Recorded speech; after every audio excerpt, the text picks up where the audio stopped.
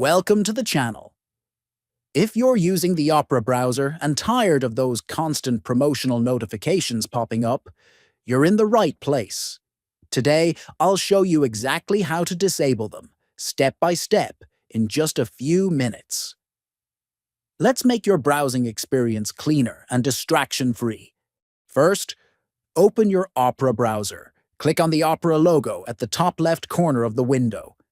From the drop-down menu, click Settings. Once you're in the Settings page, scroll down and click Privacy and Security.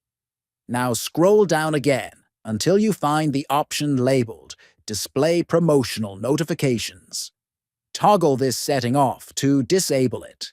That's it. You've now stopped Opera from showing promotional alerts. Thanks for watching. Disabling promotional notifications is a simple way to keep your browser clean. If you found this video helpful, don't forget to like, share, and subscribe for more tech tips.